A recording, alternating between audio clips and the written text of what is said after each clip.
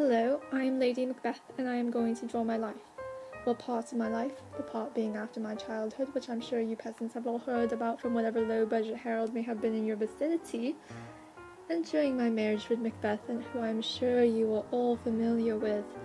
I know your poor and slow minds may still be hungry for the truth after the vociferous events that have occurred in Scotland lately, and I confess that I may have played a part in the hurly-burly and the passing of certain noble heads. However, for those of you putting the blame solely on me, just know that there are two sides of the story, and this is my side. So, Chapter 1. The letter from a valiant hubby and the normal banquet, which may or may not have been the last. To begin, my husband, or hubby, in a certain form of endearment, was the Thane of Glamis, and there were three words to describe him: valiant, brave, and ambitious. So it came to no surprise that I would get a letter describing his victory in his latest battle. However, I was surprised and delighted to know that he had also become Thane of Cawdor, a most excellent title. Then he said he met some weird sisters, or witches. Now I know it's not lucky or good to surround yourself with the supernatural, the mysterious unknown of it should never be dealt with by normal people. Nonetheless, I accepted it because then hubby wrote about the three prophecies the witches had told, and the first had already come true. Number 1, he would become Thane of Cawdor, which you just did. Number 2, he would become King of Scotland. Oh lordy, I was ecstatic. I would be queen. No, I would be the queen. I would rule alongside the rightful king. After all, it was only by luck hubby's cousin Duncan became the ruler, but then at the end of the page I saw a catch. Prophecy 3 was that Banquo's son will be king. Banquo is hubby's best friend till death. I think they met in a monastery, honestly, because that would explain why Banquo was so cautious and saint-like and such a goody two-shoes. Now, I did not think much of this at the time I read the prophecies. I mean, it was Flayant, Banquo's son, who practically doesn't say anything, and I'm sure we could put him in a flambe and have him toasted to a crisp before he even looked at a crown. So I did a little happy dance in my head before I realized that, how could hubby ever become king if Malcolm would most certainly be the heir? The king, of course, as written in the cumbersome book of nobly and kingly people, is, and I quote, entitled to do whatever. There would be only one way to obtain the throne, and that was to get rid of the person who sat upon it. Now this would take planning, and a woman, because men at this time obviously couldn't do it themselves. I do not want to speak ill of my husband, but he is rather a man-pansy.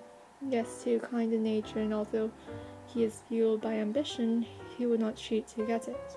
He doesn't realize that to make prophecies come true, evil must play a part. After all, did he not become the Thane of Cawdor because of a downfall of another?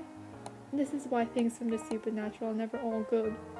Nonetheless, I called upon my chosen animal and told myself to be like a man, guiltless during battle and showing no remorse. I would be cruel and cunning and stealthy, and I would be part of the Assassin's Creed Brotherhood, and then my uplifting montage was sorely interrupted by a speech impediment-ridden servant. After dealing with the girl, I greeted hubby in his quarters.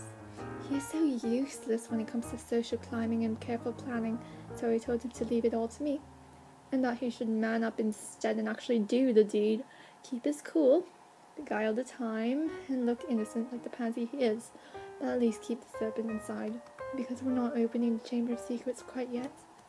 The banquet was magnificent, if I do say so myself.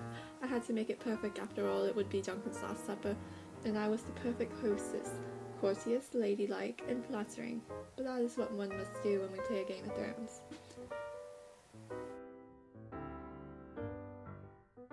Chapter 2. The End and the Beginning of a Disastrous End. After the dinner, a third-rate parties by the way, Duncan returned to his chamber. He had 2 of his guards watching his every move, probably because his naivety needed to be babysat, so I put the plan into action. I went into Duncan's quarters and found the 2 guards there, and I drugged them. Oh please, don't give me that look, it was only a sleeping pill. So then I met hubby to make sure he was keeping on track, but he was still being a little man-pansy and was so nervous. so like any good and intelligent wife, I told him to man the bleep up. Questioning his manhood definitely wasn't to act. I went back into our room and waited for his return. I would have done the deed myself, but Duncan looked way too much like my father, and I'm not that much of a sociopath. After 15 minutes I began to worry where hubby was. The murder should have been done quite quickly, and I was starting to get worried that he might have gotten caught, which would obviously lead to me getting caught, and that would be horrible because then we would both be accused of treason and that would be the end of us. So he better not have screwed up. Finally, hubby came back, but his hands, they were covered in blood. It's a horrific sight, but I still had to play the part of a caregiver. He was so twitchy after all. I tried to give him some comforting words, but it still looked like he would burst of pent-up paranoia any time. I then realized hubby came back with the daggers. The idiotic both. He was supposed to have let them with the drug gods. Honestly, must everything be left up to the woman? After hitting hubby a bit over the head to knock a bit of sense into him, I returned to the site of the crime and placed the daggers in the hands of the guards and smeared blood all over their clothes. That should leave us dirt-free for now. I came back to hubby, who was still panicking. He kept on saying, "My hands! They are so dirty! There is not enough water in this ocean to wash his blood out!" He is such a drama queen. So then I was like, we only need a drop. The blood won't stain. After all, it wasn't completely a crime, was it? We were merely completing the prophecy. We took what was rightfully belonging to us. By the time I finished washing my and hubby's hands, because he refused to move, it was almost dawn, so we returned to our chambers and slept. Well, I slept. But by the morning, Macbeth, I believe, was the first to see Duncan's lifeless body. I could practically hear his girlish wail from our chambers. Macbeth was always there to do Duncan's bidding. He probably only expected to be Duncan's alarm clock for the day, not the rest of the castles. Hubby was out first, but I stayed in the bedroom pretending to still be asleep. After all, the innocent sleep. Soon after, I heard the alarm bell signifying that everyone else in the bloody castle knew of their great king's death. I suppose that it was my turn to find out what happened, and made my way towards the commotion. Playing the part, I acted clueless, then horrified to find out about the death. As the panic and anger of Macbeth and the rest of them grew, I became quite tired of listening to them whine, so I fainted. As in fake fainted. I'm sure most women know how to do this by now. When I woke, it was hubby's coronation! These people should move on quickly. But anyway, I was quite excited because I was officially the queen. The only strange thing was, or maybe it wasn't at all, Macbeth did not attend. Rude.